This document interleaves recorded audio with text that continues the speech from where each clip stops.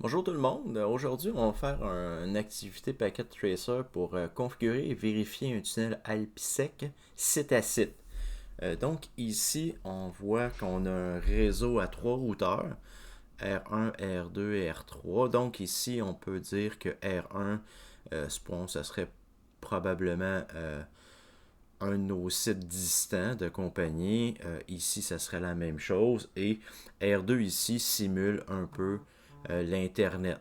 Okay, donc ici, je veux encapsuler mon trafic via un tunnel IPsec pour qu'il passe sur R2 encrypté et que rendu sur R3, je le décrypte pour pouvoir communiquer avec PCC.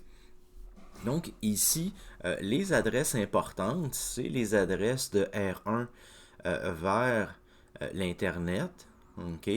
Et ici, R3 vers l'Internet. Donc R1 ici qui pointe sur 10.1.1.2 et sur R3 ici qui est 10.2.2.2. Donc c'est les IP adresses de mes routeurs qui pointent vers l'Internet. Okay? Donc, quand on va parler de peer tantôt, quand on va parler de deux personnes qui font le site, c'est ça qui va être important de se rappeler.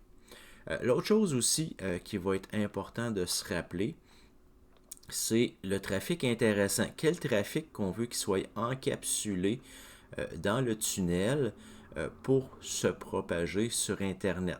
Dans notre cas ici, on va vouloir mettre une règle du réseau 192.168.1.0 vers le réseau 192.168.3. Okay, fait que ça va être le trafic intéressant dans cette direction-là. Et on va voir le contraire de 192.168.3.0 vers 192.168.1.0. Ça va être dans l'autre direction. Si PCA essaie d'aller sur Internet, donc de rejoindre pour PCB, le trafic n'ira pas dans le tunnel. Okay, fait que c'est ça l'important. Donc ici sur PCA, si je voudrais aller sur n'importe quel site sur Internet, je n'utiliserai pas le tunnel. Un tunnel IPsec, c'est vraiment entre, supposons, deux parties de ma compagnie que je vais mettre ça. Donc ici, on va suivre le scénario qui est proposé. Okay? On va avoir bien entendu au niveau de la configuration, on va avoir la phase 1 à programmer, donc l'établissement du tunnel ISAC-MP pour négocier toutes les Security Association reliées au IPsec. Donc, on a ici les paramètres qui nous sont donnés. Dans le fond, comment que les clés sont distribuées, l'algorithme de cryptage, donc les paramètres possibles, donc les valeurs possibles ici. Vous voyez ici qu'on a des limites au niveau de Packet Tracer. On a les groupes 1, 2 et 5 de disponibles. On a un lifetime, donc un temps de vie de 86 400 secondes et moins. On a la possibilité en deux. Et qu'est-ce qui est en gras? C'est les valeurs par défaut déjà. Okay? Donc, quand je vais mettre des valeurs comme AES 256, ce ne sera pas la valeur par défaut. Des fois, je vais laisser la valeur par défaut comme ici. Donc ici, la clé, il n'y a pas de valeur par défaut, ça c'est normal. Ici, ça va être le Key Exchange, on va choisir le 5. Au niveau des méthodes d'authentification, RSA n'est pas supporté, donc ça va être pre-share. Ça fait que ça va être l'établissement entre les deux routeurs. Okay, donc, on va créer un SA ISAC-MP, donc la phase 1. Les paramètres de phase 2, on va utiliser dans le fond le header ESP. Donc, on n'utilisera pas le 51, donc le AH. On va faire de l'encryption de l'authentification. Donc, à partir de là, quand on va créer notre transform set, on va sélectionner ESP AES. On va sélectionner ESP SHA HMAC. Et vous voyez ici les deux adresses qu'on parlait tantôt pour quand que R1 va pouvoir parler à R3, il va falloir qu'il utilise 10.2.2.2 et vice versa ici. R3 va avoir besoin de 10.1.1.2. Ensuite, le trafic intéressant, ils veulent qu'on mette l'access list 110 avec source destination, l'access list 110 avec source destination. OK, donc ici on a les mots de passe par défaut qui ont été mis au niveau de la console, des lignes VTI, etc. OK, donc on commence l'activité en tant que telle.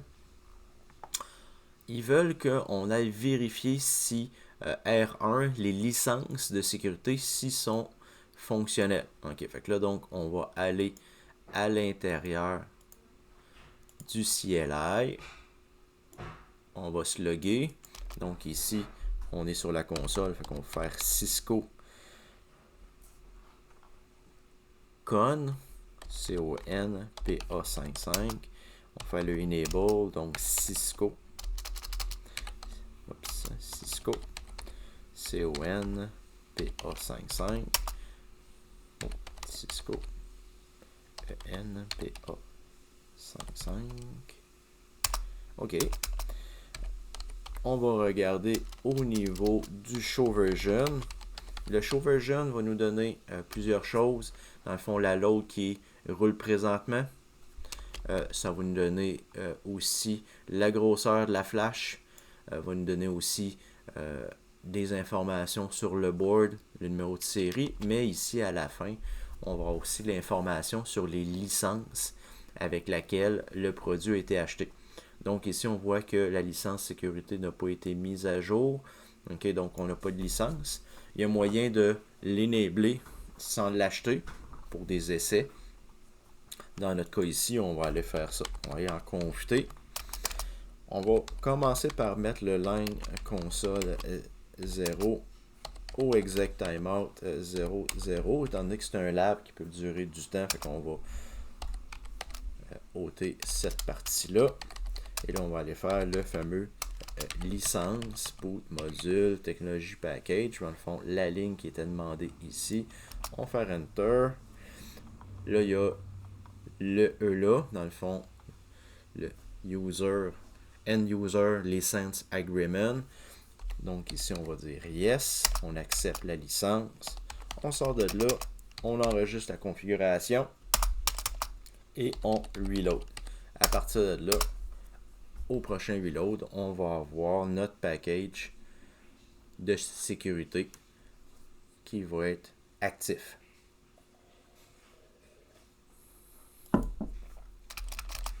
OK, donc Cisco, C-O-N, P-A-5-5, enable, Cisco, E-N, P-A-5-5, enable. OK, donc, première chose qu'on va faire, si on y va dans l'ordre qui s'est proposé, l'access list pour le trafic intéressant. OK, donc ici, je vais aller en confter. Je vais créer l'access list 110 qui va être permit. Et là, ici, vous voyez, c'est une permission de trafic très large.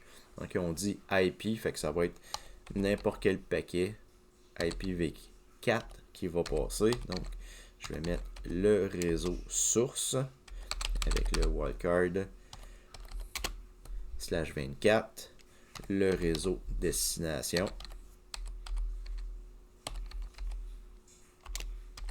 avec le wildcard. À partir de là, mon access list est créé, donc je vais être capable de reconnaître mon trafic avec cet access list là. Ensuite, au niveau de ma phase 1, okay, ici, je vais créer une policy. Il y a déjà des policies par défaut, on avait vu en classe. Si je veux en créer une autre, il va falloir que je la crée aux deux extrémités. Donc, je vais dire c'est quoi qui va être négocié. CryptoKey, ISACMP, policy. À partir de là, je vais mettre le 10, bien entendu. À partir de là, je vais mettre l'encryption demandée, qui est AES 256. L'authentification qui a été demandée, qui est le pre-share key. Le groupe numéro 5.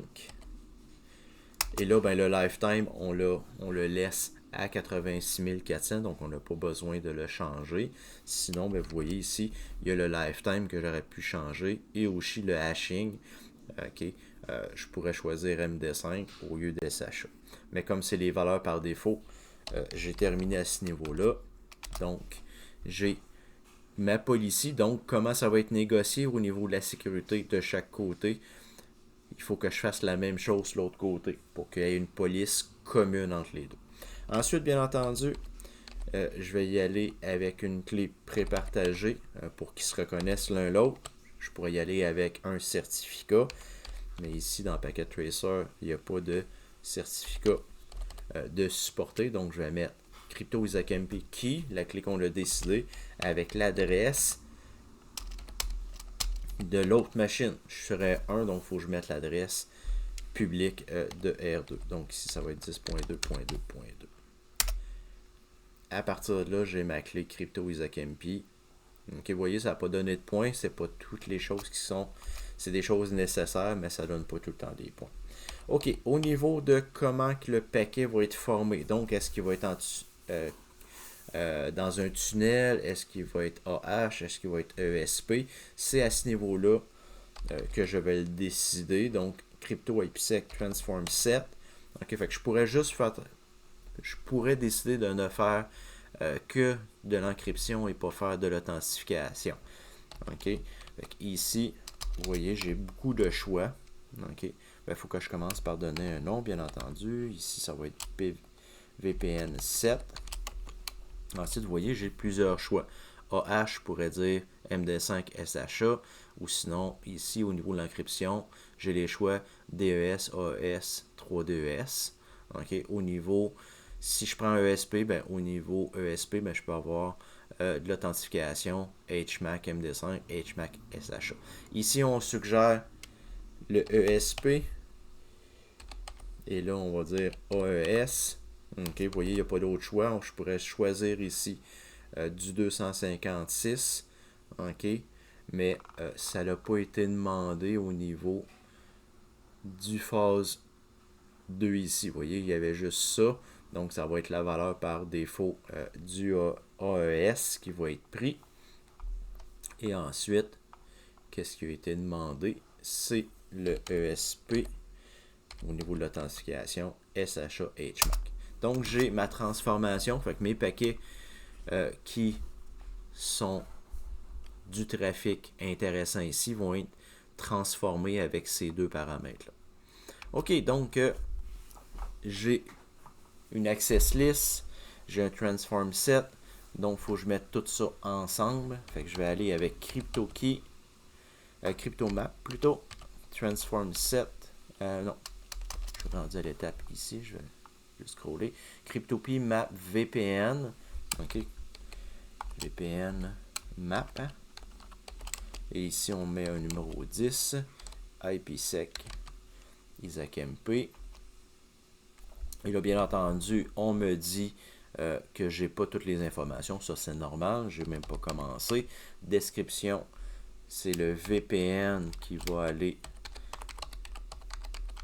vers R3. OK. Première description. Bien entendu, il faut que j'aille vers R3. Donc, je mets l'adresse publique de R3 ici. Set peer. 10.2.2.2. Ensuite, le transform set que j'ai défini un peu plus haut. VPN 7. C'est quoi l'adresse qu'il faut que je matche? Donc, ici, c'est l'access list qu'on a créé ici, un peu plus haut. Okay, le 110 ici. Donc, c'est une access list numérotée étendue. Et ensuite, ben, j'ai terminé au niveau du CryptoMap. Donc, ici, vous voyez, j'ai attaché VPN 7 avec le peer, avec l'access list. Tout attaché ça ensemble. Et là, qu'est-ce que je vais faire? Je vais aller l'appliquer. Parce qu'à date, j'ai juste des définitions. Ce n'est pas appliqué. Fait que là, je vais aller en dessous de l'interface qui pointe vers Internet. Je vais aller faire CryptoMap, VPN Map. À partir de là, vous voyez, IsaacMP est rendu à On. Je sors de là, je sauvegarde. Et là, je suis rendu à faire la même chose du côté de R3. OK, donc, sur R3, je vais avoir les mêmes configurations à faire. Ok, ici on va l'attacher. On va aller au mode CLI. Cisco CONPA55 Enable Cisco ENPA55 Config. Ici, je peux faire le Show Version, okay, pour m'assurer que la licence est valide. Elle a déjà été configurée. On n'a pas été obligé de le refaire plusieurs fois. Donc, je vais aller en Config. Je vais faire mon line console pour me faire débarquer pendant mon debug. Et là, je vais mettre l'exec timeout à 0,0. Exit. Et là, ben, dans le fond, on fait exactement ce qu'on a fait sur l'autre, mais à l'inverse. Vous voyez ici, source et destination ont été inversées. Donc, je vais faire access list 110 192.168.3.0 avec le bon masque, le wildcard 192.168.1.0 0.0.0.255. Et là, bien entendu, qu'est-ce qu'on veut faire? On veut permettre ça dans notre tunnel et on accepte n'importe quoi. Donc, permit IP, source, destination. J'ai mon access list. Ensuite, ma phase 1, ok, de mon hike. Donc, ça va être le ISAC-MP. Donc, je vais faire crypto ISAC-MP. Policy. On veut mettre le même numéro, mais on n'est pas obligé. Encryption AES 256. Authentification puis ShareKey. Le groupe 5. Exit. Et là, j'ai mon HAGLE. On se rappelle qu'on avait vu ensemble l'abréviation HAGLE. Ok, fait que ça c'est fait. Ensuite, mon crypto ISAC-MP, la clé prépartagée. Donc, ça va être VPN PA55 vers l'adresse. Et là, bien entendu, c'est l'adresse publique de mon R1. À partir de là, la première partie est faite. On va aller vers la deuxième partie, la phase 2 du hike. Ok, on va commencer par le crypto IPsec le fameux transform. Et là, lui, il faut vraiment qu'il soit équivalent. Il pourrait avoir un autre nom, mais au niveau de qu'est-ce qu'il fait, au niveau du AES et du SHA, ça c'est important que ça soit identique. Ok, fait que là, mon crypto est fait. Ma transform set, j'avais déjà fait mon access list. Qu'est-ce qui me manque? Ben, attacher tout ça ensemble. Donc, je vais faire crypto map que je vais appeler VPN map avec le 10. Ça va être négocié via via IPsec. OK. Ensuite, ma description. Ça, c'est pas obligatoire, mais on va en mettre une quand même. On va dire que c'est une connexion VPN vers R1. OK. Ensuite, qu'est-ce qui est important? Le peer. OK. Donc, l'adresse publique de R1. Le set transform set, celle qu'on vient de créer juste ici. OK. Il faut qu'on l'avait appelé VPN 7.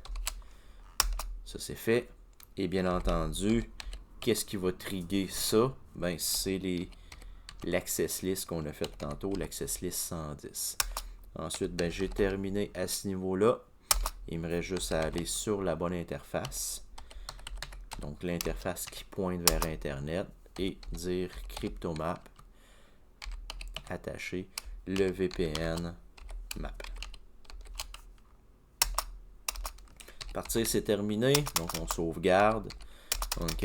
Et là, on va faire des shows. Avant de faire le trafic, on va faire quand même une coupe de shows. On va regarder qu'est-ce qu'il y a au niveau de show crypto. OK. On a show crypto key. OK, ça c'est quand on fait des crypto key RSA, quand on fait nos clés pour, dans le fond, SSH. Ici, on peut faire crypto IPsec. On peut voir les SA. OK. Et là, vous voyez qu'on a créé un SA, mais il est ici au niveau des inbound ESP, outbound ESP, c'est vide. Pourquoi? Parce qu'on n'y est pas encore utilisé. Les statistiques sont à zéro. On voit que on a de l'information sur le Transform Set, entre autres. OK, ici, CryptoMap VPN, son nom, comment il va être utilisé, le local adresse, vous voyez ici, source avec le MAS, destination avec le MAS. On voit plein d'informations, mais on n'a pas tout. Et sinon, ben, je peux regarder mes Transform Set qui me dit comment ça fonctionne. Et je peux faire la même chose avec IsaacMP. J'ai des shows. Ok, je peux regarder la policy qui a été créée. Ok, fait que vous voyez ici, c'est comme ça que c'est fait. Ou je peux regarder le Security Association, qui est vide bien entendu, étant donné qu'on n'a jamais généré de trafic qui passait dans les tunnels. Donc, on avait terminé ici. Là, il voyait justement, on va être capable de faire des shows. Qu'est-ce que je vais faire? Je vais ouvrir une deuxième fenêtre ici. Et je vais générer du trafic de PCA vers, supposons, PCB. Donc, je vais faire un ping à 192.168.2.3. OK, pour vous montrer que, dans le fond, si le trafic sort du réseau, mais qui est destiné vers l'Internet et non vers l'autre site, au niveau de notez ça, il n'y a aucune statistique qui a augmenté encore. Puis vous voyez que ici c'est vide. Et si je regarde au niveau d'IsaacMP, vous voyez que c'est vide ici. Donc du trafic qui va sur Internet, même s'il sort par l'interface S00 ici, ne génère pas de Security Association à ce niveau-là. Pas de phase 1 au niveau d'IsaacMP, pas de phase 2 au niveau de l'IPsec. Donc, je vais réessayer, mais avec 0.3.3. OK? Donc, à partir de là, je vais générer du trafic à partir de 192.168.1 vers 192.168.3. OK? Donc, c'est selon mon access list. OK? On peut faire ici Show Access List. OK? Vous voyez que j'ai un access list pour ça. Donc, est-ce que ça va trigger du trafic? Je vais faire un ping -T pour que ça soit plus long. À partir de là, ben, je peux faire un show crypto IsaacMP SA. Et vous voyez que la première phase vient de se faire. Et là, si je regarde la deuxième phase, OK. Vous voyez que il se passe quelque chose. Si je regarde au niveau d'IPsec, ben là, vous voyez que j'ai des statistiques qui augmentent. Donc, j'ai des paquets encapsulés. J'ai des paquets de décapsulés. Et là, vous voyez qu'au niveau de ESP, j'ai un SPI qui a été créé, un Transform Set. OK? Et là, le lifetime, on avait mis un certain délai. OK? Vous vous rappelez ici, on avait mis un lifetime par défaut. On n'avait même pas juste changé ça. Vous voyez ici, le défaut, le lifetime, est à 3600. OK, donc 1 heure. Et vous voyez que dans le fond, c'est fonctionnel. Toutes les informations sur le paquet est ici. Et là, je le refais. Vous voyez, les statistiques sont rendues à 48. OK, je le refais. Statistiques 53. Donc, ici, on fait la preuve que le SA est fonctionnel. OK. Le trafic passe et en plus, il est encrypté. On pourrait même, avec Packet Tracer, dire, OK, est-ce qu'on pourrait les voir? Donc là, je vais réouvrir ça. Je vais générer le trafic encore. Puis là, on pourrait dire, OK, je vais aller en mode simulation. Et je vais dire, est-ce que je vois des paquets IPsec passer? Est-ce que le feature est... Vous voyez ici, IPsec. Et là, je peux dire, OK, ben, j'aimerais ça les voir. OK, et là, vous voyez qu'il y a des paquets IPsec qui se promènent. Je double-clique dessus. on peut voir ici que les paquets sont envoyés d'un côté à l'autre, OK, avec le ISAC-MP. On voit ici du ISAC-MP sur le protocole 17, OK, avec le numéro de port 500, OK, fait qu'on voit des paquets à ce niveau-là qui se promènent.